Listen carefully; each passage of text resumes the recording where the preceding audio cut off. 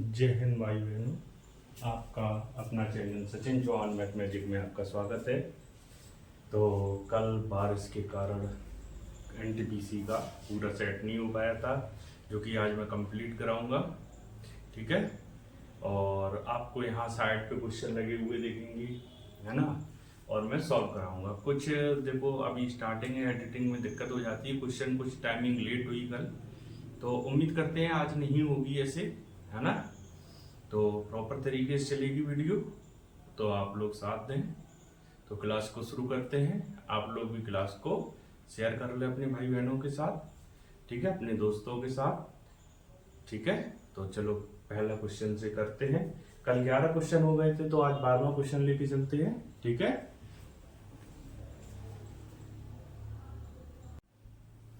तो देखिए 12वां question solve करते हैं। तो बॉड मास का दे रखा है, ठीक है। तो सबसे पहले क्या करेंगे, कोष्टक को सॉल्व। तो भाई ये देखेंगे, ये 3 से कटेगा 2 बार, और ये 3 से कटेगा 3 बार, ठीक है। ये 5 से कटेगा 2 बार, तो ये क्या लिखा है 3/4, और यहाँ क्या आ जाएगा, ये भी प्लस 3/4, ठीक है, और माइनस का 2/4। तो 3/4 हर समान इनको जोड़ेंगे तो ये हो जाएगा 6/4, और ये 2/3। इतनी बात उम्मीद करते हैं आपको समझ में आ गई होगी। तो ये सॉल्व कर लेते हैं। तो ये 6 × 18, और ये 4 × 8, और 4 × 12, तो ये सॉल्व करेंगे, ये आ गया 10/12, यानी कि 5/6। तो यहाँ से ऑप्शन देखेंगे अपने सवाल का, तो ऑप्शन नंबर कौन सा आ गया यहाँ से, सी, ठीक है। किसी भाई बहन को कोई दिक्कत हो समझने में तो वो कमेंट कर सकता है। मैंने क्या कहा है कि 3/4 प्लस 5/6 इंटू 9/10 माइनस 2/3।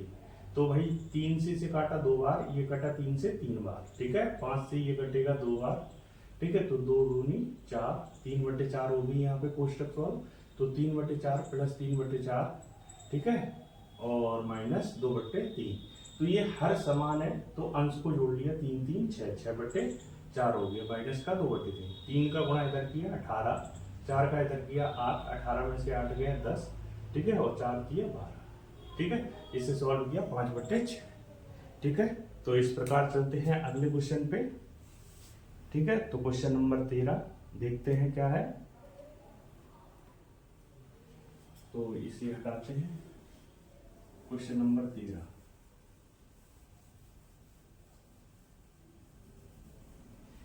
देखो यहाँ पे क्वेश्चन लगेगा, जो क्वेश्चन यहाँ लगता है वो मुझे नहीं दिखाई देता है, मुझे लैपटॉप में देखना पड़ता है, ठीक है। तो ये मत सोचना पता नहीं कहाँ देखते रहते हैं। तो क्या है, कुछ भाई डिजिटल बोर्ड तो नहीं है मेरे पास, ठीक, तो थोड़ा मैनेज करना पड़ेगा। आपको कोई दिक्कत नहीं है, बस थोड़ा मुझे टाइम लेना पड़ता है इधर करने के लिए, ठीक है। चलो क्वेश्चन करते हैं। क्वेश्चन नंबर 13 पढ़ते हैं। आपको बोर्ड पे दिख रहा होगा, आप क्वेश्चन बोर्ड पे रीड करें। क्वेश्चन है, ए और बी एक व्यवसाय को 5:7 में लगाते हैं। 2 लोग हैं, ए है और बी है। ये 5 और 7 के अनुपात में व्यापार शुरू करते हैं, ठीक है। 4 महीने के बाद सी आ जाता है, सी आता है इन 4 महीने के बाद। कितने, 4 महीने के ऊपर लिख लेंगे, 4 महीने के बाद, ठीक है। तो ऊपर वही कट तो नहीं रहा है, ये बड़ी दिक्कत है कटने वाली, ये तो पूरा ही सवाल कट रहा है।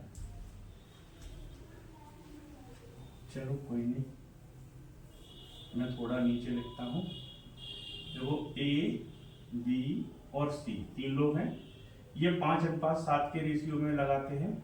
ए 4 महीने बाद आता है, वो सी 4 महीने बाद आता है, और क्या करता है, ए के बराबर धन लगाता है। तो ए के बराबर लगाएगा, तो ए ने कितने लगाए 5, तो इसने भी 5। अब एक बात आप बताइए, ये 4 महीने के बाद आया, और सवाल कह रहा है ए के निवेश के बराबर धनराशि शामिल करता है 1 वर्ष के अंत में। वर्ष के अंत में कह रहा, तो इसका मतलब ये 12 महीने के लिए रुपए लगाएंगे, ये भी 12 महीने के लिए रुपए लगाएंगे। ये 4 महीने बाद आया, तो ये कितने महीने के लिए आया, ये 8 महीने के लिए आया। तो हम इनका रेशियो बना लेंगे, है ना, क्या कर लेंगे, रेशियो बना लेंगे। ठीक है। तो भाई हम अगर ध्यान से देखें यहाँ पे ये संख्या सरल हो रही है, तो 4 से काटेंगे ये 3 बार, 4 से ये 3 बार और 4 से ये 2 बार। तो ये सॉल्व करेंगे, 5 तिया 15, 7 तिया 21 और ये 10। तो जो भी रुपए होता है लाभांश होगा वो आपका इस रेशियो के योग पे बटेगा। तो इनको जोड़ेंगे, ये जोड़ने पर कितने हो रहे 46। और सवाल कह रहा है कुल लाभ कितना है, कुल लाभ है 92,000 का। सवाल में कितना लिखा कुल लाभ, पढ़िए आप सवाल में, 92,000 रुपए का। ठीक है, तो यहां से निकालेंगे, मेरे हिसाब से कुल लाभ कितना इससे है 46। 46 की वैल्यू कितनी है 92,000। तो यहाँ से 1 की वैल्यू कितनी आएगी, तो 46 दूनी 92, तो ये आएगी 2,000। हमसे पूछी गया B प्लस C का लाभ बताओ, किसका B प्लस C। तो B का लाभ कितना है 21 और C का कितना है 10 यानी 31। तो 31 की वैल्यू पूछी गई, तो 2000 गुणे 31 यानी 62,000। कितना आंसर आ जाएगा यहाँ से 62,000, जो कि ऑप्शन नंबर कौन सा है भाई। तो आप ऑप्शन को चेक करेंगे, ये ऑप्शन नंबर बी आपका राइट आंसर है। ठीक है, तो उम्मीद करते हैं आपको सवाल समझ में आ गया होगा। एक बार मैं फिर क्वेश्चन को पढ़ रहा हूं, आप ध्यान से समझेंगे। क्वेश्चन एक बार देख लूं, कोई कटिंग तो कहीं भी नहीं है, प्रॉपर क्वेश्चन दिख रहा है, कोई दिक्कत नहीं है। मैं समझाता हूं आपको। एबी ने एक व्यापार को शुरू किया, 5:7 के रेशियो में शुरुआत की है, ठीक है, व्यापार की, और 1 वर्ष तक व्यापार किया। तो ये 12-12 महीने, मतलब 1 वर्ष क्या 12 महीने तक व्यापार किया, तो 12 महीने। ठीक है, सी 4 महीने बाद आया, तो कितने महीने के लिए आया वो 8 महीने के लिए। भाई जब कोई काम शुरू हुआ और 4 महीने बाद आया और काम 12 महीने चला है, तो इसका मतलब वो 8 महीने आया। ठीक है, इसने क्या कहा सवाल ने कहा है सी ने ए के बराबर धनराशि लगाई, ए के बराबर धनराशि लगाई तो 5 लगाई। सरल हो रहा था, सरल कर लिया, तो ये इनका रेशियो निकला A-B-C, तो 15:21:10, टोटल किया 46। कितना हुआ 46। 46 की वैल्यू दी गई थी 92,000, एक की वैल्यू 2,000, और भाई इनकी वैल्यू पूछी गई थी, ये कितना 31, तो 31 की वैल्यू आप निकाल लेंगे। ठीक है, तो अगर आप चीजें को बहुत ध्यान से देखेंगे तो आसानी से हो सकती हैं। ठीक है, तो ये जो कैलकुलेशन की है ना बच्चों वाली, इतनी नहीं करनी होती भाई। हम कहते 46 की वैल्यू यहाँ पे ऐसे कर सकते थे, क्या 92,000 किसकी वैल्यू है 46 की वैल्यू है, हमसे पूछी कितनी थी 31 की, तो 46 दूनी 92, ठीक है, 46 दूनी 92 और 31 दूनी 62। तो हम ये एक लाइन में चीज भी कर सकते हैं, लेकिन हम बेसिक से पूरा समझा दिए। ये जो बच्चे भाई जिसे पता होता है, देखो जो चीज पता होती है उससे भाग किया जाता है, जो चीज ज्ञात करनी होती है उससे गुणा किया जाता है। ठीक है, आपको क्या ध्यान रखना गणित में, जो पता है उससे भाग, जो पूछी जाए उससे गुणा। ठीक है, तो चलते हैं अगले क्वेश्चन की ओर। ठीक है, तो देखते हैं क्वेश्चन नंबर 14 को। क्वेश्चन नंबर 14 दिया है, दो संख्याओं का अनुपात है 3:5। दो संख्या है 3:5 के रेशियो में है। ठीक है, प्रत्येक संख्या में से 6 घटा दिया जाता है तो परिणाम 1:2 हो जाता है। क्या हो जाता है 1:2 हो जाता है। तो हमसे पूछा गया है कि मूल संख्याओं के बीच का अंतर बताओ, मूल संख्याओं के बीच का अंतर। ठीक है, तो देखो इनका रेशियो ये दिया गया है, तो ये शुरुआत में थी, ये क्या थी मूल रेशियो था संख्या का। ठीक है, अब यहां से क्या करेंगे, देखो इसमें से घटा रहे हैं तो हम क्या करेंगे, ऊपर का अंतर कितना है 2, नीचे का अंतर है 1, तो ऊपर के अंतर से नीचे गुणा कर देंगे, कहाँ नीचे, और नीचे के अंतर से ऊपर गुणा कर देंगे। तो ये क्या हो जाएगा, ये तो 3:5 ही रहेगा, कोई परिवर्तन नहीं होगा। लेकिन यहाँ पे हो जाएगा क्या, 2 से गुणा करेंगे 2:4। तो अब यहाँ पे देखो कितने की कमी हुई, यहाँ पे 1, यहाँ भी 1। सवाल कह रहा है कमी 1 की नहीं कितने की हो रही 6। तो यहाँ मूल संख्या में देखो अंतर कितने का है 2, मूल संख्या में अंतर कितने का है भाई 3:5, 3:5 है, अंतर कितने का 2, तो 2 की वैल्यू कितनी हो जाएगी 12। तो यही मूल संख्या का अंतर कितना हो जाएगा 12, यानी ऑप्शन नंबर बी आपका आंसर हो जाएगा। कितने भाई बहनों को ये बात समझ में नहीं आई है, उम्मीद करते हैं आप मेरी बात समझे होंगे। मैंने क्या कहा आपसे, मूल संख्या का अनुपात 3 5 है, 6 घटाया, देखो यहाँ घटाया 6 अगर, तो यहाँ कम हुआ 2 और यहाँ 3, तो जबकि दोनों में से एक ही संख्या घटा रहे थे ना, यहाँ क्या घटा रहे हैं 6, यहाँ भी 6, जबकि यहाँ क्या हो रहा 2 कम, यहाँ पे 3 कम। तो जब ये कंडीशन हो तो ऊपर के अंतर से नीचे गुणा, नीचे के अंतर से ऊपर गुणा कर लेंगे आप। अगर जिसको ये समझ में नहीं आए तो एक ये लगा सकते हो आप, अनुपात मान लेंगे x, ठीक है, इसमें से 6 घटा देंगे, इसमें से 6, 1 अनुपात 2, कैची गुणा कर लेंगे, 2 इधर इधर, तो 2 से गुणा करेंगे, ये 6x माइनस 12 और ये 5x माइनस 6, x को एक तरफ कर लो, नंबर को एक तरफ, तो 6x माइनस 5x और ये माइनस का 6 और ये उधर जाके प्लस का हो जाएगा, तो ये x की वैल्यू यहाँ से कितनी आ गई 6। और जबकि ये क्या माना था हमने शुरू में मूल संख्या 3x और 5x, तो इनका डिफरेंस कितने का भाई, इनका है 2x, तो 2x x की वैल्यू 6 रखेंगे, ये आंसर आ गया आपका 12। तो आप इस तरीके से भी कर सकते हो। तो देखो एक टाइप ये है, दूसरा टाइप मैंने ये समझा दिया, जिस भाई बहन को जैसे भी आ जाए आप उस तरीके से क्वेश्चन को लगा सकते हैं। उम्मीद करते हैं किसी को कोई दिक्कत नहीं होगी, क्वेश्चन अच्छे से समझ में आया होगा। मैंने दोनों तरीके से बेहतरीन तरीके से आपको समझाया है, ठीक है। तो चलते हैं फिर अगले क्वेश्चन की ओर, ठीक है, क्वेश्चन नंबर 15। तब तक आप लोग भाई लाइक और शेयर कर लें वीडियो को। देखिए बहुत मेहनत लगती है वीडियो करने में, तो आप भी थोड़ा अपना दायित्व को निभाएं, ठीक है। और खासतौर से पुराने बच्चे जो पढ़े हुए हैं मेरे से, वो तो सपोर्ट कर ही सकते हैं, और कुछ तो महान व्यक्ति होते ही हैं, ठीक है। तो क्वेश्चन नंबर 15, प्रथम 15 संख्याओं का समांतर माध्य दे रखा 82 है। समांतर माध्य की बात करें तो औसत ही होता है, क्या होता है, तो अगर मैं कहूं 15 संख्या का समांतर माध्य कितना दिया है 82, ठीक है।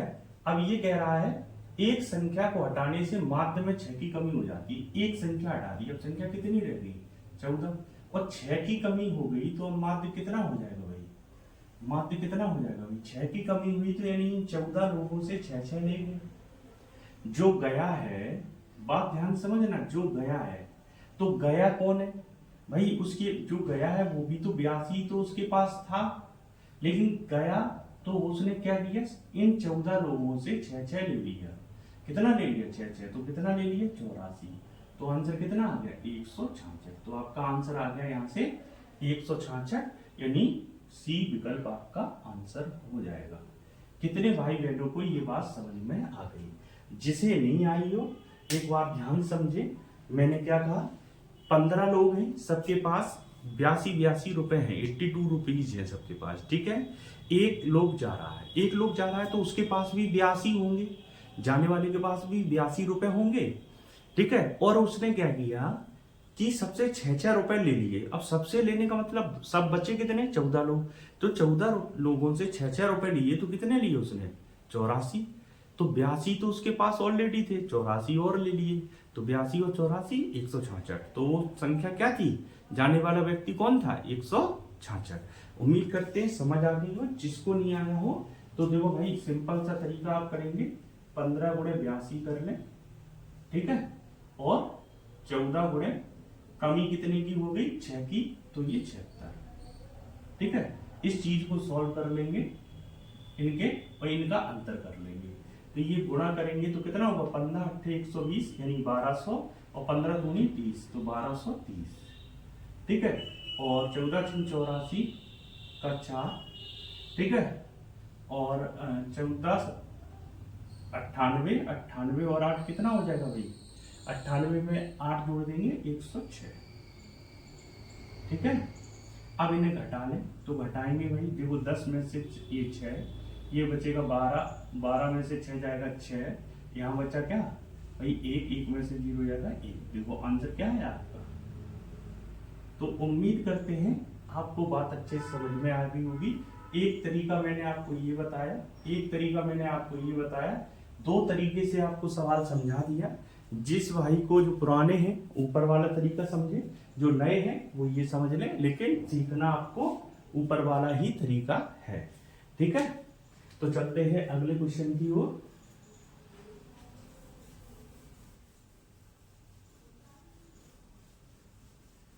तो भाई क्वेश्चन नंबर अगला क्या है?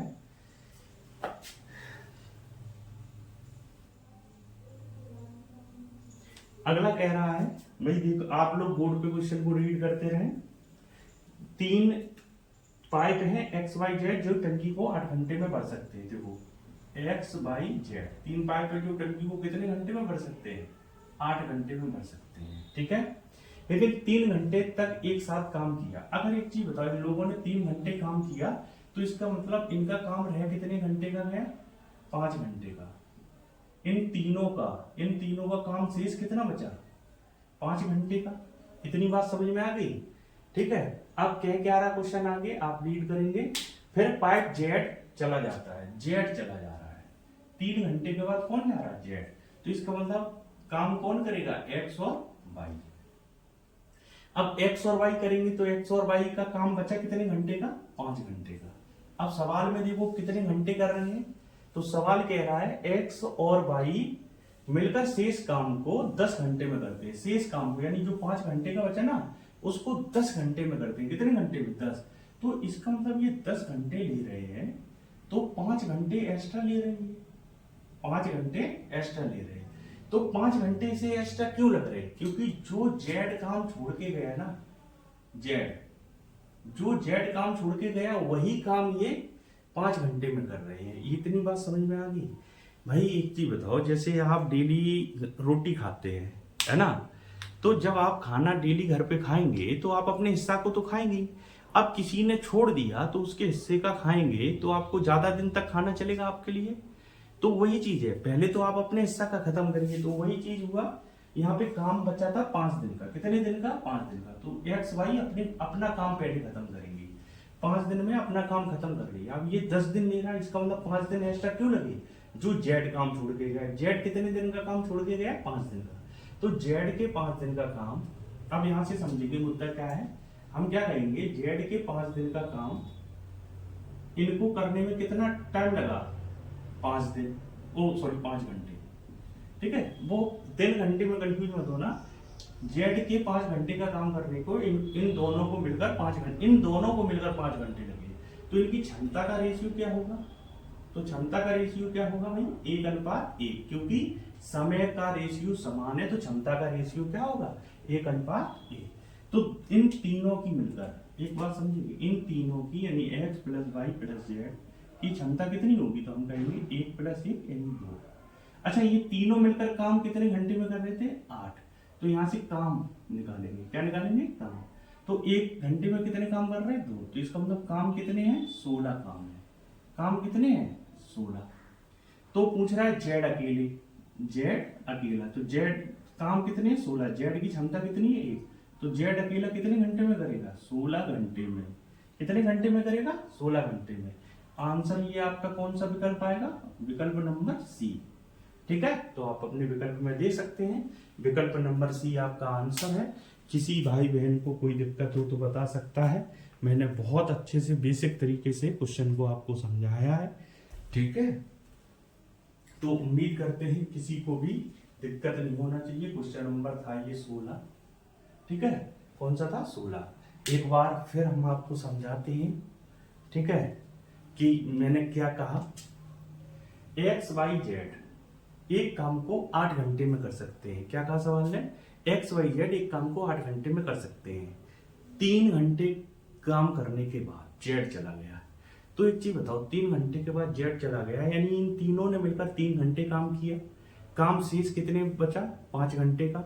यानी इन तीनों का 5 घंटे का बचा। यानी एक्स को भी 5 घंटे करना है, वाई को भी 5 घंटे करना है और जेड को भी 5 घंटे करना है। ठीक है, तो अब एक्स वाई तो अपना 5 घंटे काम करेंगे। ठीक है, तो जेड का 5 घंटे का बचेगा, फिर वो बाद में करेंगे। ठीक है, पहले वो अपना काम करेंगे फिर बाद में जेड के काम को करेंगे। ठीक, तो वही चीज हुआ जो उन्होंने अपना काम किया। उन्होंने अपना काम किया तो अपने 5 घंटे में निपटा देंगे अपना काम। लेकिन जेड के काम करने को इन्हें 5 घंटे और लगे। इसका मतलब क्या हुआ? जेड के 5 घंटे का काम इन्होंने कितने समय में निपटाया? 5 घंटे में। इन दोनों ने मिलकर कितने घंटे में मिलाया? 5 घंटे में। तो इसका मतलब क्षमता का रेशियो क्या है? 1:1। तो ये तीनों मिलकर यानी x plus y plus z की क्षमता का योग कितना है? 2। इनकी क्षमता का योग कितना है? 2। तीनों मिलकर कितने समय में काम कर रहे थे? 8 घंटे में। तो इसका मतलब काम कितना था? अब एक चीज समझाओ, भाई कोई 3 लोग मिलके हैं 8 दिन तक रोटी खा रहे, और तीनों मिलकर एक दिन में 2 रोटी खा रहे हैं। एक दिन में कितनी रोटी खाते हैं? 2। तो 8 दिन में कितनी रोटी? 16। और जेड एक दिन में 1 रोटी खाता है, 16 रोटी कितने दिन में खाएगा? 16 दिन में। उम्मीद करते हैं इससे सरल तरीका नहीं मिल सकता समझाने के लिए, ठीक है। हालांकि मैंने समय ज्यादा लिया है, कुछ बच्चे कहेंगे बहुत समय ले लिया।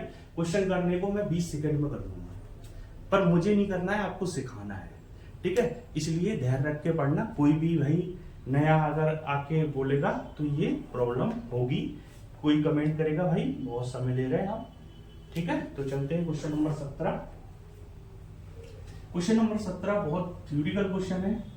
तो भाई मैं थ्योरी नहीं करूंगा, मैं पढ़ूंगा क्वेश्चन को, आप बोर्ड पे पढ़ते रहना, और उम्मीद है बहुत ध्यान से सुनना बातों को, ठीक है। मोस्ट भी है क्योंकि यूपी पुलिस में देखो कथन निष्कर्ष के क्वेश्चन बना के इस बार बहुत पूछे गए थे, तो करते हैं। तो इसमें कहा है एक दुकानदार एक ही अंकित मूल्य वाले खिलौने पर निम्नलिखित स्कीम प्रदान करता है। अलग अलग प्रकार की स्कीम दे रहा है, तो ये कह रहा है सबसे लाभ वाली स्कीम दुकानदार के लिए कौन सी होगी। तो देखो क्या कह रहा है, नीचे एक कंडीशन पढ़ दे रहा है। आप क्वेश्चन आपके सामने है, आप यहाँ पढ़ेंगे और मैं क्वेश्चन को करता हूँ, ठीक है। एक कितनी भी संख्या में खरीदे खिलौने पर 16 और 16%, ठीक है, 2 छूटे मिल रही उसे, कितनी? 16 और 29% क्रमिक छूट मिल रहा है। और 16 और 29 क्रमिक छूट होती क्या है भाई? x plus y plus minus x y upon 100, यही तो होती है क्रमिक छूट, ठीक है। तो अगर हम इसकी निकालेंगे तो इन दोनों को जोड़े कितना होगा? 45%, और माइनस इन दोनों का गुणा करेंगे तो 16 × 48, 480 में से, ठीक है, 480 में से 16 घटा देंगे, ठीक है, तो 464 में 100 का भाग देंगे तो 4.64। तो ये आ जाएगा कितना भाई? इसमें से ये घटाएंगे, लगभग हम लिख ले रहे हैं 40%। किसी भाई को देखो ऑप्शन ऐसे दिए हैं, जरूरी नहीं पूरा आपको सॉल्व करना है, आप पूरा सॉल्व नहीं करेंगे ऐसी काम चल जाएगा। कितनी भी संख्या में खरीदे 4, 34, 37। अब इनकी बताओ 4%, 34% और 37%। तो हमें इतनी छूट मिल रही है, कितनी? इतनी छूट मिल रही है, ठीक है। तो अगर इनका टोटल बनाए कितना हो जाएगा भाई? तो 30, 30, 60, 71, 78, 78% है। तो कहीं ना कहीं अप्रोक्स में अगर आप सॉल्व करोगे ये 50% के आसपास आएगी। अगर आपको देखो पूरा करना है आप कर सकते हैं, तो ये 50%। अब एक चीज बताओ, दुकानदार को अगर ये कह रहा है एक ग्राहक 10 खिलौना खरीदना चाहता है, ऊपर दी गई स्कीम में से कौन सी स्कीम सबसे कम लाभप्रद होगी? तो लाभ किसको होगा? दुकानदार को। तो दुकानदार जब लाभ लेगा तो वो क्या करेगा? सबसे कम छूट देना चाहेगा। क्या कहा चाहेगा? सबसे कम छूट दे जिससे लाभ उसे ज्यादा हो सके, ठीक है। तो बात को समझते हैं क्या है। इसको अगर आप अपने हिसाब से सॉल्व करना, मैं सी क्वेश्चन और बताता हूँ क्या है। 4 खिलौने 12% पे, 4 खिलौने दे रहे हैं 12% पे, ठीक है, कॉमा, उसके बाद 27 पे। तो उसके बाद बच्चे कितने भाई? 10 खिलौने की बात हुई तो 6, तो 6 खिलौने 27%, ठीक है। इस चीज को सॉल्व करना है आपको, है ना। और डी में दे रहा है 10 खिलौने पर आपको कितने मुफ्त में दी जा रही हैं? 10 खिलौने पर 4 खिलौने मुफ्त में, 10 खिलौने पर 4 मुफ्त। तो ये 14, 2/7, और 2/7 कितना होता है?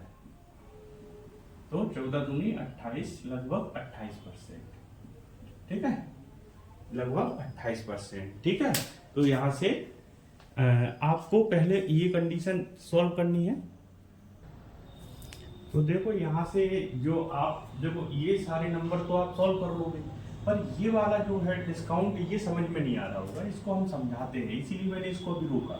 यहाँ तो पता चल रही है 28 है ये, ठीक है, और ये परसेंटेज, ये अप्रोक्स सॉल्व करना, ठीक है। तो मैंने 50 लिखा है, ऐसा नहीं 85 ही आएगी। भाई अगर किसी को दिक्कत है तो मैं कर दे रहा, चलो भाई जो ये जोड़ेंगे 38, ठीक है, फिर इनका गुणा करेंगे तो 68 दूनी कितना हो जाएगा 136, 136 में 100 1.36, तो ये लगभग मैं 37 मान लू इसे, ये 36 ही मान लो, चलो 36। अब 36 और 37 को जोड़ो और 36 और 37 का गुणा करो और बट्टे में 100, इसे सॉल्व करो तो 36 और 37 कितना हो जाएगा 73, और 73 में से भाई ये घटाओगे तो ये लगभग हम कहते 40 मान लो, तो 40 1600 में भाग ये लगभग 16, तो 16 घटाओगे यहाँ से तो कितना आ जाएगा, अगर हम 16 घटाएंगे तो 66 56, लगभग कितना आ जाएगा 56%।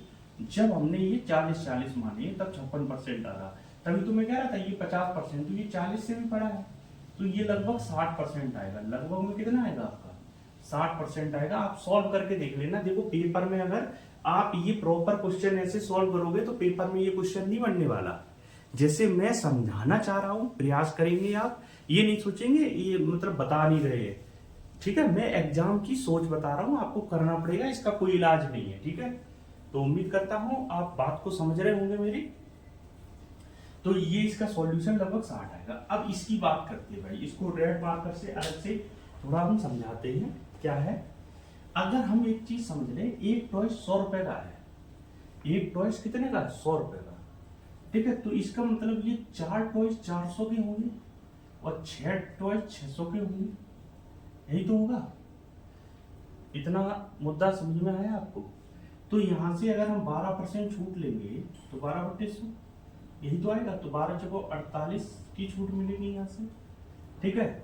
यहाँ पे अगर छूट मिल रही है कितनी 27, कितने की दे रहा 27 की, तो 27/100, तो ये कट जाएंगे 2 जीरो, ये गुणा करेंगे 6 7 42 हासिल 4 7 4 4 16 162, टोटल करेंगे ये, तो कुल छूट कितने की मिली आपको, कुल छूट यानी 162 प्लस 48 कितने पर 1000 पर गुणे 100, 1 2 जीरो कट जाएगा, इनको जोड़ेंगे भाई कितना हो गया, इनको जोड़ेंगे तो ये 70 7 आएगा 210, 210/10 यानी 21%, कितना 21%।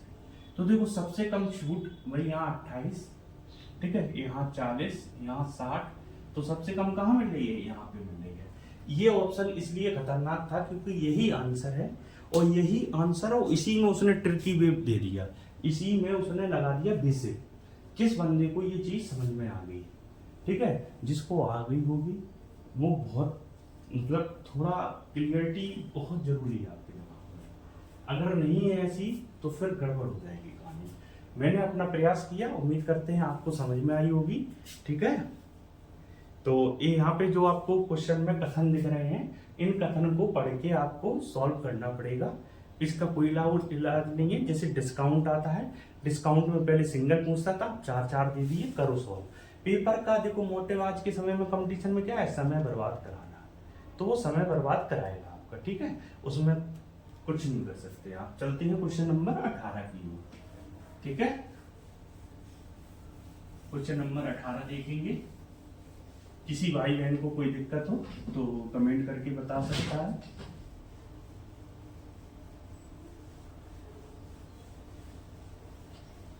ठीक है, और मेरी किसी भी बात का भाई बुरा नहीं मानेंगे, कुछ समझाने के समय बोल देता हूं। जैसे क्वेश्चन नंबर 18 आप पढ़ पा रहे होंगे, 180 मीटर लंबी ट्रेन, तो ट्रेन की लंबाई दे रखी है, ट्रेन की लंबाई है 180 मीटर, ठीक है। अब क्या कह रहा है यहाँ से 350 मीटर लंबे पुल को, तो कुल दूरी कितनी होगी भाई, ये जुड़ जाती है, जुड़ेगी तो ये कितनी होगी 530 मीटर, ठीक है। ये मीटर लिखिए भाई, मीटर और मीटर, तो ये 500, कुल दूरी कितनी होगी, और चाल दे रखी है कितनी 72 किलोमीटर प्रति घंटा, 72 किलोमीटर प्रति घंटा। मीटर प्रति सेकंड में कितना होता है 18 चौको 72 तो 5 चौको 20 मीटर प्रति सेकंड। ठीक है 20 मीटर प्रति सेकंड। किलोमीटर प्रति घंटा को सेकंड में क्यों बदला, क्योंकि इकाई भाई यहाँ दूरी किस में है मीटर में, मीटर में है तो इसे भी हम मीटर में बदल लेंगे। समझ में आ गई बात को। ठीक है अब बदलते कैसे, कुछ भाई बहनों को नहीं पता तो बता देगा। 72 किलोमीटर प्रति घंटा को मीटर प्रति सेकंड, तो देखो मीटर में जाना है छोटी इकाई तो 5 ऊपर 18 नीचे। आप यहाँ पे क्या ध्यान देंगे, देखो 5/18 18/5 सबको पता है, लेकिन ये भूल जाते हैं कब 18 से गुणा होगा कब भाग। तो आप एक चीज यहाँ बस इतना सा देखेंगे कि आप छोटी इकाई में जा रहे हैं तो 5 ऊपर रहेगा, छोटी संख्या ऊपर, बड़ी इकाई में जा रहे हैं तो बड़ी संख्या ऊपर। ठीक है समझ रहे बात। किलोमीटर से मीटर, तो मीटर छोटा है तो 5 ऊपर 18 नीचे। भाई समझ में आ गया होगा। तो ये 18 से कटेगा 4 बार और 4 पंचे 20 तो 20 मीटर प्रति सेकंड ऐसे आएगा। ठीक है अब हमसे पूछा गया समय, क्या समय, तो समय बराबर क्या होता है अभी दूरी बट्टे चाल। दूरी कितनी है 530, चाल कितनी है 20, तो 53 का आधा कितना होता है 26.5। अभी मेरे को कमेंट करके आप बताएंगे किसी भाई बहन को कोई यहाँ पे जरा सी भी समस्या अगर लगी हो तो वो कमेंट कर सकता है। ठीक है उसके लिए मैं तैयार हूं, कोई दिक्कत नहीं है। तो यहाँ से आंसर कौन सा आ रहा है सी ऑप्शन। ठीक है तो आपके सी ऑप्शन में लिखा है 26.5 सेकेंड। उम्मीद करते हैं आपको ये बात बहुत अच्छे से समझ में आई होगी। क्वेश्चन नंबर 18 था। ठीक है क्वेश्चन नंबर 18। ठीक तो क्वेश्चन नंबर 19 की ओर चलते हैं।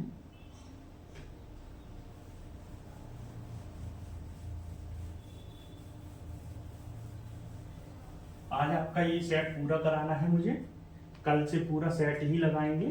ठीक है तो ये कह रहा हुआ राशि याद कीजिए जो 20% वार्षिक ब्याज की दर से 3 वर्ष का साधारण ब्याज 1300। देखो आर की वैल्यू दी गई कितनी 20%। ठीक है और समय की वैल्यू दी गई 3, साधारण ब्याज दिया गया 1320। ठीक है और मूलधन पूछा गया, क्या पूछा गया मूलधन की वैल्यू पूछी गई है। ठीक है तो मैं क्या कहता हूं साधारण ब्याज क्या होता है आर गुणे t%। ये आप याद रखेंगे साधारण ब्याज क्या होता है आर गुणे t%। तो आर और टी पता है तो 20 या 60% की वैल्यू आपको दी गई कितनी 1320। 60% की वैल्यू कितनी दी गई 1320। तो अगर हम कहें 100% मूलधन क्या होता है 100%, तो 1320 में 60 से भाग करेंगे। वही चीज अभी बताई थी जो पता है वो भाग में, जो पूछा गया वो गुणा में। 0 से 0 और 6 से कटेगा ये 22 बार, तो मूलधन की वैल्यू कितनी आ गई 2200 रुपए। कितनी आ गई 2200 रुपए। तो बताएं किसी भाई बहन को यहाँ पे कोई समस्या हो, जरा सी भी आपको लगता हो डाउट तो कमेंट कर सकता है। ठीक है किसी को भी कोई दिक्कत हो ठीक है ये क्वेश्चन नंबर था 19। भाई क्वेश्चन नंबर न डालने की आदत है, क्योंकि देखो क्वेश्चन आप कंफ्यूज नहीं होना, आपके साइड में क्वेश्चन नंबर लगा हुआ है। ठीक है ये मत सोचना मैं क्वेश्चन नंबर नहीं डालता हूं। ठीक है चलते हैं अगले क्वेश्चन 20 की ओर। इस बार मैं पहले क्वेश्चन नंबर ही डालूंगा। कुछ लोग भाई आंसर करने के लिए क्या है क्वेश्चन नंबर जरूरी रहता है, वो क्वेश्चन नंबर नहीं होता फिर आंसर करने में दिक्कत होती है उन्हें। तो भाई लो क्वेश्चन नंबर मैंने डाल दिया, आपको समस्या नहीं होनी चाहिए किसी भी स्थिति में। ठीक है अगला क्वेश्चन है जैसे आप पढ़ पा रहे हैं, पिछले महीने किसी फल विक्रेता ने 600 रुपए प्रति बॉक्स की दर से आम बेचे। कितने रुपए 600 रुपए प्रति बॉक्स। ठीक है अब यहां कह रहा है इस महीने में लागत परिवहन लागत में 10% की वृद्धि हो गई। 10% का मतलब क्या होता है 1/10 यानी 11/10 हो गया। कितना हो गया 11/10। फिर कह रहा है वृद्धि हो गई, फिर वर्धित कीमत पर 15% की छूट। अब इस पे 15% की छूट, अगर हमने 15% की छूट दी तो कह रहा है बॉक्स की अंतिम कीमत बताओ। 15% छूट दे दी तो यहाँ पे हमने वस्तु कितने में बेची 85% में। यही तो हुआ भाई, 2 जीरो से 2 जीरो कट गई। ठीक है, इतनी बात आपको समझ में आ गई। अब 5 से काटेंगे ये 17 बार, और 5 से कटेगा ये 2 बार, और 2 से ये कटेगा 3 बार। तो ये 17 दिया 51, 51 गुणे 11। और किसी संख्या में हमें 11 से गुणा करना होता है तो कैसे करेंगे भाई, आप ऐसे कर लो, 11 एक कम 11, हाथ से ले 11 5 55 और 1 56। भाई कोई कहेगा भाई हमें ऐसे करने में कोई दिक्कत नहीं है, ठीक है। लेकिन हम क्या करते हैं, ऐसे कर लेते हैं, क्या लिखा है पहले एक लिख लो, फिर दोनों को जोड़ लो 6, फिर जो आगे लिखा है वो, ये आंसर हो जाएगा 500। ठीक है, अब जैसे आप गुणा करना आप वैसे कर लो, कोई दिक्कत नहीं है, मैं आपको जबरदस्ती नहीं कर रहा। ठीक है, कहेंगे इतना सरल है गुणा नहीं कर पाएंगे क्या, आप उसे आ रहे हैं आप कर लेंगे, मुझे पता है। ठीक है, चलते हैं अगली क्वेश्चन पे। लेकिन बस क्या है, पेपर में छोटी छोटी चीजें काम आती हैं, तो मेरा काम है बताना, आप एक्सेप्ट करें ठीक है, नहीं करें तब भी ठीक है,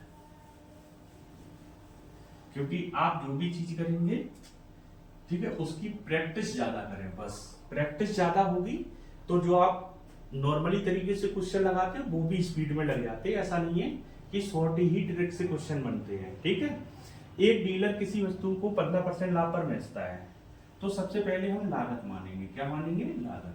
तो 100 रुपए, 15% लाभ पर बेचता है तो कितने में बेचेगा, 115 में। तो ये SP 1 हो गया, क्या हो गया, SP 1। ठीक है, अब क्या कह रहा है, 10% कम में खरीदी होती, अगर 10% कम में खरीदी होती तो कितने में खरीदी होती, यानी CP1, इसको हम क्या बोलते हैं, CP2 बोल दूं इसको, CP1। तो 90 रुपए में खरीदी, 10% कम में खरीदी यानी 90 में, और कह रहा है आप 126 रुपए कम में बेची होती, यानी कुछ कम में बेच रहा है, कितने में, 126 रुपए। अब देखो ये परसेंटेज है और ये रुपए है, तो रुपए हम एग्जैक्ट परसेंटेज में से रुपए डायरेक्ट नहीं घटा सकते हम, ठीक है। लेकिन क्या कह रहा है, 20% का लाभ होता है, लेकिन इस पे 20% का लाभ होता है, कितने का, 20 का। तो इसका 20% कितना होगा, इसका 20% अगर निकालेंगे तो 20% होगा 18, और 18 का लाभ होगा, यानी वस्तु आप कितने में बेच रहे हो, 108%। अच्छा, पहले कितने में बेच रहे थे आप, 115 में, तो कितने कम में बेच रहे हो, यहां से 7% कम में। और सवाल कह रहा है 7% नहीं, 126 रुपए कम में बेच रहे हो, कितने में, ठीक है। यहां पे मैं लिख दे रहा, यहां कितने कम में बेच रहे हो भाई, तो 115 माइनस 108% इक्वल टू 126 रुपए, ठीक है। तो ये आएगा 7% इक्वल टू 126। तो हमें चाहिए 100% की वैल्यू, 100% 126 बटे में 7 गुणे 100, तो 7 एकम 7 और 7 अट्ठे 56, यानी 1800। तो वस्तु की जो लागत कीमत है वो कितनी है भाई, 1800 रुपए। Option number D, option number कौन सा आएगा आपका, डी। उम्मीद करते हैं आपको मेरी बात समझ में आ गई होगी।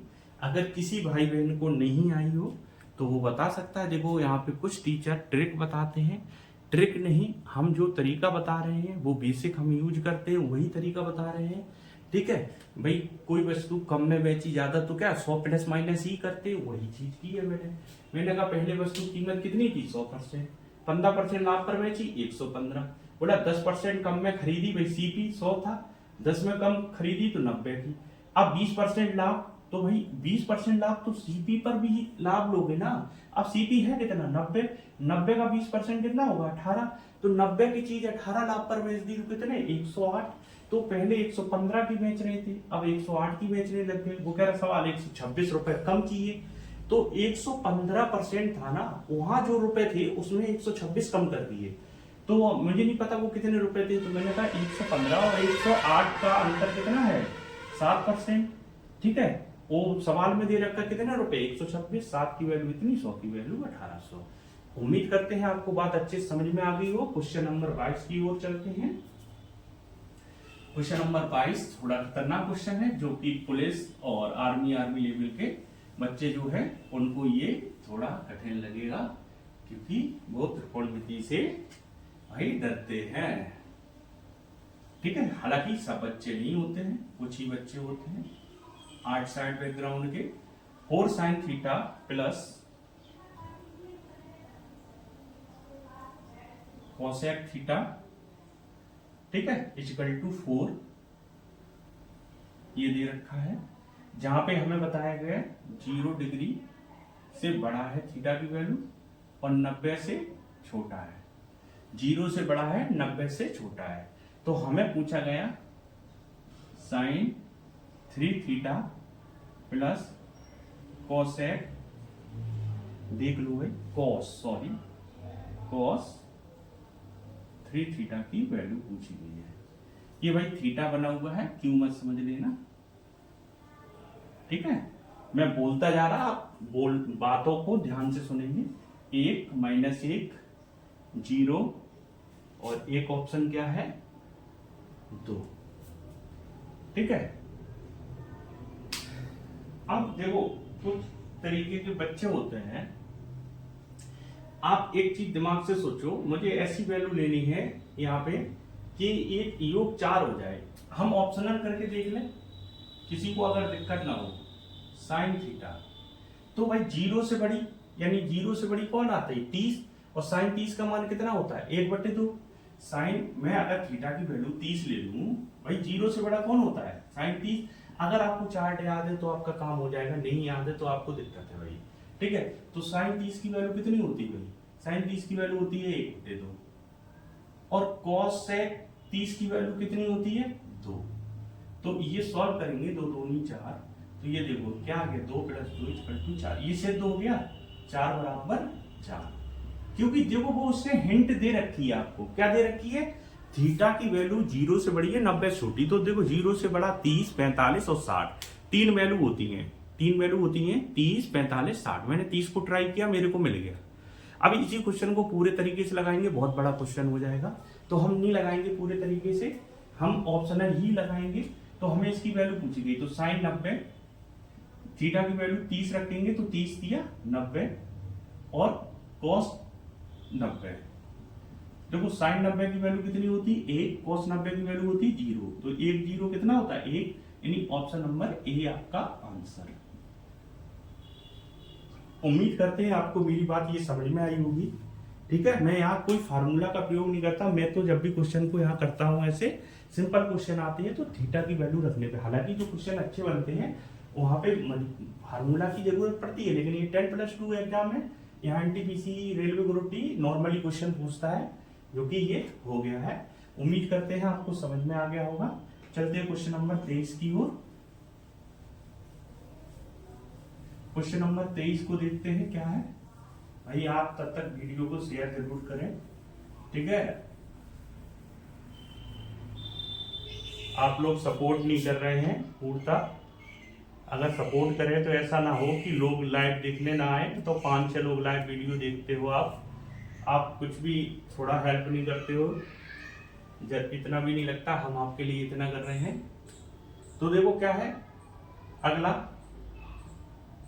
150 रुपए प्रति माह चार्ज लगता है एक सेवा करने का, ठीक है। कितने 150 रुपए प्रति माह, यानी 150 रुपए प्रति महीने। क्वेश्चन नंबर 23 है भाई, ठीक है। और 15% की छूट के साथ 12 महीने, तो देखो एक महीने का 150, तो 12 महीने का 150 × 12, 15% छूट यानी 15/100। तो वो बचत पूछ रहा है, पूछ क्या रहा है बचत, तो बचत 15, ना कि 50 ही मत रख देना, ये ध्यान रखना। वो पूछ क्या रहा है, कुल बचत पूछी है, तो हमें 15 की वैल्यू चाहिए, ठीक है। तो 0 से 0 कट गया, या हम ठीक है 5 से कटेगा 3 बार, 5 से कटेगा 2 बार, और 2 से कटेगा 6, तो ये कितना हो जाएगा 15 × 90, ठीक है, × 3 270। आंसर नंबर कौन सा आ जाएगा आपका, आंसर नंबर आ जाएगा आपका सी, ठीक है। तो इतना सरल सवाल था, किस भाई बहन को ये समझ में नहीं आया कमेंट कर दें भाई। उम्मीद करते हैं सबको आ रहा होगा। भाई ये ब्लर क्यों हो जाता है, क्या पहले भी ऐसा कुछ हो रहा था? चलो मैं एक बार वीडियो को रोक के चेक कर लेता हूं। तो चलते हैं क्वेश्चन नंबर 24 की ओर। 24 में कह रहा है एक व्यक्ति है, वर्तमान में आयु उसके पुत्र की वर्तमान आयु से 2 गुने से 4 अधिक है, यानी पिता है और पुत्र है, ठीक है। तो पुत्र से 2 गुने से 4 वर्ष अधिक है, ठीक है। क्वेश्चन में आप रीड करेंगे, क्या लिखा है, एक व्यक्ति की वर्तमान आयु उसके पुत्र की वर्तमान आयु के 2 गुने से 4 वर्ष अधिक है, यदि 2 वर्ष बाद दोनों की आयु का योग 2 वर्ष 6 वर्ष बाद, तो 6 वर्ष बाद, ठीक है, 6 वर्ष बाद, तो भाई 6 जोड़ेंगे तो 2x प्लस 10 हो जाएगा, और ये x प्लस 6, इनका योग दिया गया कितना, इनका योग हो जाता है 58 वर्ष, ठीक है। तो ये हो जाएगा 2x और ये 3x प्लस 16 बराबर 58। तो ये 3x बराबर कितना हो जाएगा, 58 में से 16 को कम कर देंगे तो x की वैल्यू कितनी आ जाएगी, 3x की यहाँ से 42, तो x की वैल्यू आ जाएगी 14, ठीक है। x की वैल्यू, और हमसे पूछा गया पुत्र की वर्तमान आयु, पुत्र की वर्तमान आयु क्या है, x, तो यही अपना आंसर हो जाएगा ऑप्शन नंबर बी। कौन सा आंसर आ जाएगा, ऑप्शन नंबर बी। उम्मीद करते हैं आपको ये बात समझ में आ गई होगी। किसी भाई बहन को कोई दिक्कत हो तो कमेंट कर सकता है, ठीक है। तो चलते हैं क्वेश्चन नंबर 26 की ओर, 25 की ओर।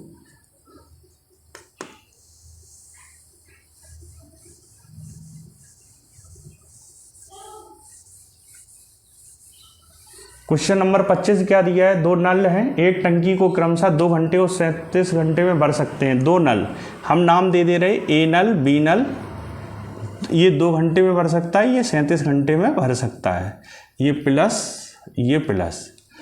आगे क्या बोला, तीसरा नल है सी, जो कि 37 घंटे में खाली कर सकता है, ठीक है। तो ये कह रहा है यदि नल एक साथ, तीनों नल एक साथ खोल दिए जाए, टंकी को आधा भरने में कितना समय लगेगा, 1/2 काम बता रहा है। 1/2 काम करने में कितना समय लगेगा। एक चीज़ बताओ, मैंने क्या किया है, 5 ईंट उठा के रखी, आपने 5 ईंट उठा के फेंक दी, तो कितनी ईंटें रखी हैं, 0, क्योंकि मैं 5 उठाया, आपने 5 फेंक दी, तो कोई आप मेरे पास कितनी ईंटें रही, 1 भी नहीं। तो यही चीज़ यहाँ से समझेंगे, ये इसने टंकी में पानी भरा 37 घंटे में और इसने खाली कर दिया, तो ये तो क्या हो गया, 0। तो यानी यही बंदा काम करेगा, तो ये पूरी टंकी कितने में भर रहा, 2 घंटे में, तो आधी टंकी कितने में भरेगा, 1 घंटे में। तो इसका आंसर क्या आ जाएगा, 1 घंटा आंसर आ जाएगा, जो option number D, option number क्या है आपका यहाँ से, डी, ठीक है। तो चलते हैं क्वेश्चन नंबर 26 पे, ठीक है। तो क्वेश्चन नंबर 26 देखेंगे क्या है।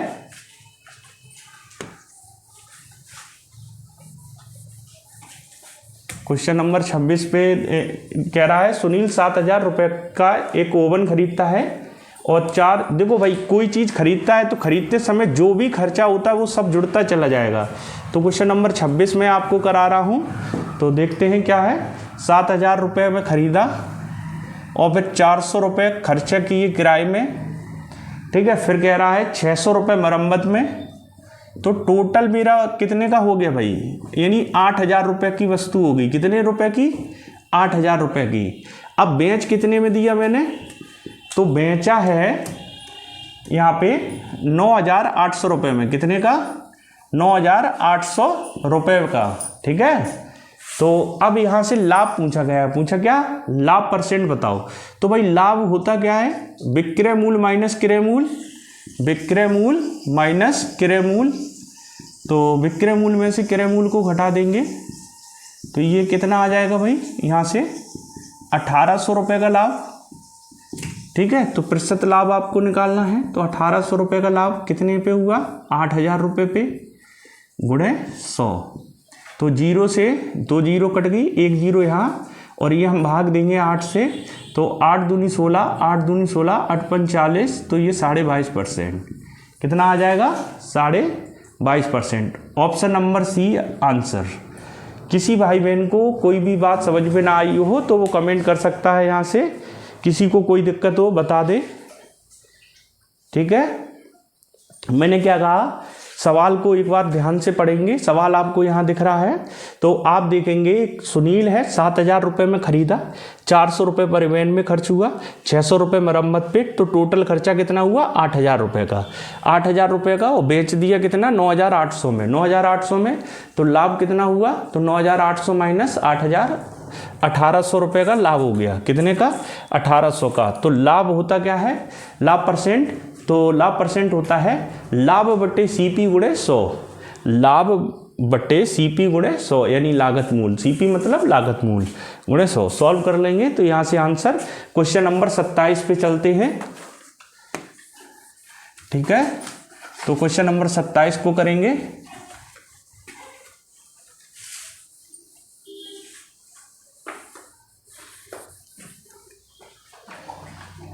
तो जैसा कि आपको क्वेश्चन दिख रहा होगा, क्वेश्चन नंबर 27, एक व्यक्ति है P से Q जा रहा है 5 किलोमीटर प्रति घंटा से। तो देखो दो बिंदु हैं P और Q, तो ये जो जा रहा है 5 की स्पीड से 5 किलोमीटर प्रति घंटा, और Q से P वापस आ रहा है 10 किलोमीटर प्रति घंटा से। वही व्यक्ति जा रहा, वही व्यक्ति आ रहा है। ठीक है, तो भाई कुल समय 3 घंटा लग रहा है, कुल समय 3 घंटा लग रहा है। तो हम क्या करेंगे, देखो 5 और 10 इनका लासा ले लेंगे तो दूरी कितनी हो जाएगी, दूरी हो जाएगी 10। तो 5 से भाग देंगे, देखो ये चाल थी और ये है दूरी, और दूरी में हम भाग देते हैं तो क्या मिलेगा आपको, समय। और 5 से ये कटेगा 2 बार, तो यानी 2 घंटे, और 10 से कटेगा 1 घंटे। टोटल समय कितना लग रहा है आपका, 3 घंटे। और सवाल कितने समय दे रहा है, 3 घंटे। तो इसका मतलब जो दूरी है आपकी वो कितनी है, 10 किलोमीटर। कितनी है, 10 किलोमीटर। क्योंकि 3 की वैल्यू 3 आई तो 10 की वैल्यू कितनी हो जाएगी, 10। तो यहाँ से ऑप्शन नंबर इसका कौन सा आ जाएगा आपका, बी। तो क्वेश्चन नंबर 27 जिसका आंसर आपका क्या आएगा, बी। उम्मीद करते हैं आपको बात अच्छे से समझ आ गई होगी। तो हमने इसे क्वेश्चन को कैसे लगाया, चाल का लासा लेंगे, दूरी, दूरी में भाग देंगे तो समय, कुल समय के बराबर समय को कर देंगे। ठीक है,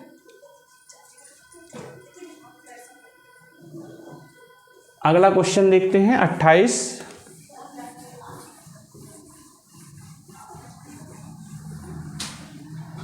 तो देखो 28 क्वेश्चन नंबर सरलीकरण का है, बहुत कायदे से सॉल्व करेंगे। 12/33, फिर है भाग 12/2, कोष्टक को बंद करते हैं, फिर भाग का चिन्ह है, फिर कोष्टक, फिर 3/7 गुणे 14/9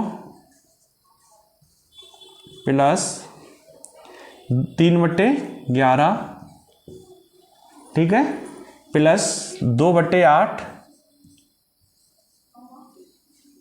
भाग 31/25 का 25/8।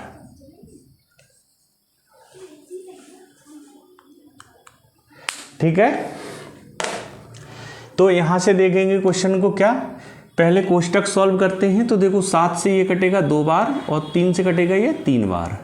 ठीक है, और ये 3 से काटेंगे 4 बार, 3 से कटेगा ये 11 बार। ठीक है, 4/11, और भाग की जगह गुणा का चिन्ह लगा लेंगे और ये पलट लेंगे। ये क्या है, 6, तो ये 1/6 हो जाएगा। कितना हो जाएगा, 1/6। तो ये क्या लिख गया, 2/3 और 3/11 प्लस 2/8। देखो 2/8 का मतलब क्या हुआ, 1/4 भाग 31/25, और का मतलब होता है गुणा, और गुणा होगा तो ये कट जाएगा। तो भाग की जगह ये गुणा लगाओ और इसे पलट लो, गुणा लगाओगे और क्या कर लोगे, पलट लोगे। क्या, 8 यहाँ से लिख लोगे 8/31, क्योंकि ये 31/8 है तो 8/31। 4 से कटेगा 2 बार। ठीक है, और 2 से काट लेंगे इसे 2 बार, 2 से ये 3 बार, तो ये लिख गया 2/33 भाग ये सॉल्व करेंगे, 11 दूनी 22 और ये 9, तो ये 31/33, ये कितना हो जाएगा भाई, 22 और 9 31/33, 31/33 प्लस 2/31। ठीक है, तो यहाँ गुणा का चिन्ह लगाएंगे, तो ये क्या हो जाएगा 33, सॉरी ये कुछ गलत लिख लिया, यहाँ 33, तो 33/31 हो जाएगा प्लस 2/31, तो 33 से 33 कट जाएगा, 2/31 और 2/31 क्या होगा 4/31। आंसर आएगा अपना 4/31। देखते हैं कौन सा ऑप्शन है, ऑप्शन नंबर बी। देखो सरलीकरण करते समय आप बहुत ध्यान से चीज़ों को सॉल्व करेंगे। ठीक है, उम्मीद करते हैं आपको बात बहुत अच्छे से समझ में आई होगी, किसी भाई बहन को कोई दिक्कत नहीं हुई होगी। ठीक है, आप एक बार बहुत ध्यान से संख्याओं को देखेंगे और फिर सॉल्व करेंगे। ठीक है, तो जैसे मैंने कहा भाई ये दो से यहाँ काटा मैंने, 3 से काटा 4 बार, 3 से काटा 11 बार, 2 से काटा इसे 6 बार।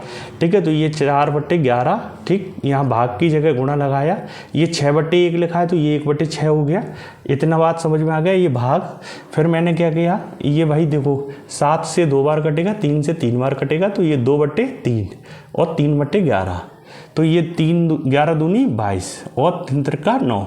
यहाँ प्लस लगा है तो हम क्या कर लेंगे, इन दोनों को जोड़ लेंगे, इनको क्या कर लेंगे, जोड़ लेंगे, तो 22 और 9 31, ये यहाँ पे 31 लिख लिया, और इनका गुणा करेंगे 33, यहाँ 33 लिख लिया, और ये 2/31। ठीक है, तो इतनी बात समझ में आ गई। ठीक है, तो ये फिर क्या भाग की जगह गुणा लगाया, 33 से 33 कट जाएगा, तो ये 2/31 बचा, ये भी 2/31, तो हर समान है, अंश को जोड़ लेंगे तो आंसर आ जाएगा 4/31। ठीक है, तो चलते हैं अगले क्वेश्चन की ओर।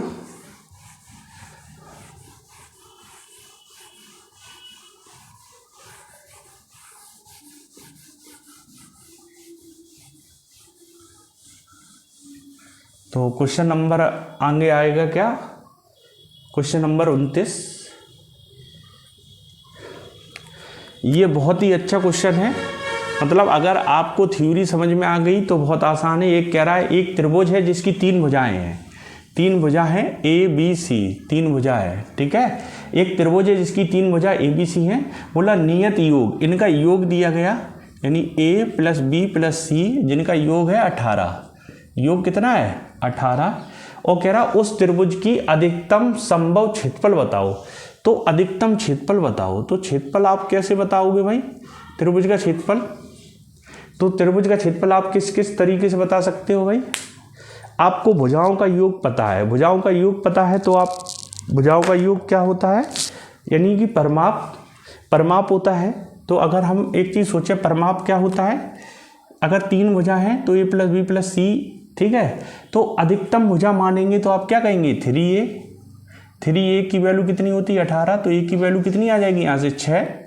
तो अगर हमने सबको A माना तभी तो 3A हुआ, यानी हम ये कह सकते हैं एक त्रिभुज है और अधिकतम क्षेत्रफल चाहिए, तो अधिकतम क्षेत्रफल कब होगा, जब वो समबाहु त्रिभुज हो। समबाहु त्रिभुज का क्षेत्रफल क्या होगा, √3/4 भुजा स्क्वायर, तो √3/4 भुजा यानी 6 का स्क्वायर 36, और 36 को 4 से काटेंगे 9 बार, तो आंसर क्या आएगा 9√3। आंसर कितना आ जाएगा 9√3। तो उम्मीद करते हैं आपको यहाँ से ये बात समझ में आई होगी। ठीक है, तो जो कि आपको आपके आंसर नंबर आपको विकल्प किस विकल्प में दिख रहा है बी, तो आपको समझ में आ गई। देखो अधिकतम क्षेत्रफल आप कब निकाल सकते हैं, जब भुजाएं तीनों समान हो, भुजा तीनों समान होगी तो अधिकतम क्षेत्रफल तभी आप ज्ञात कर सकते हो। ठीक है, तो उम्मीद करते हैं आपको ये बात समझ में आ गई होगी। मैंने अब ये मत कहना यहाँ पे 3 भुजा ABC अलग अलग दे रहा था, देखो सवाल की कंडीशन हमें समझनी पड़ेगी। अधिकतम क्षेत्रफल कब ला सकते हो आप, ठीक है, आप जब ही ला सकते हो जब इसे समबाहु त्रिभुज मानेंगे। समबाहु त्रिभुज में क्योंकि सबसे बड़ी भुजा 6 बनेंगी, 6 6 6 18 तभी हो सकता है। ठीक है, और फिर चलते हैं अगले क्वेश्चन पे, क्वेश्चन नंबर 30 और आज का लास्ट क्वेश्चन है।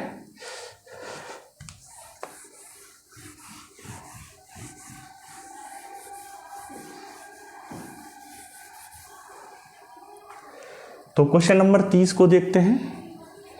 क्वेश्चन नंबर 30 कह रहा है एक कक्षा में 8 लड़कों का औसत 56 है, 4 लड़कियों का औसत 80 है, 12 का औसत बताओ आप, मतलब कक्षा का औसत बताना है। तो देखो सवाल क्या कह रहा, 8 लड़कों का औसत कितना है 56, 4 लड़कियों का औसत कितना है 80, तो हमसे पूछा गया 12 का बता दो। ठीक है, ये पूछा गया है। अब कुछ बच्चे क्या करेंगे, इन दोनों का गुणा करेंगे, इनका गुणा करेंगे और जोड़ के भाग दे देंगे 12 से, आंसर हो जाएगा। तो पहला तरीका क्या है, आप इनका गुणा कर लें, इनका गुणा कर लें, जो भी गुणनफल आ जाएंगे उन दोनों को जोड़ के 12 से भाग दे दें। मैं बताऊं क्या करेंगे मेरे तरीके से। आप एक चीज़ बताओ, लड़कों का औसत कितना है, बॉयज़ और गर्ल्स लिख लो। ठीक है, 80 सभी का पूछा गया तो बीच में बॉक्स। इनकी संख्या कितनी है, इनकी संख्या दी गई, लड़कों की 8 है और लड़कियों की 4 है, तो इनको रेशियो में लिख लेंगे। इतनी बात आपको समझ में आ गई कि नहीं? किसी भाई बहन को दिक्कत हो तो बताए, समझ में आ गई?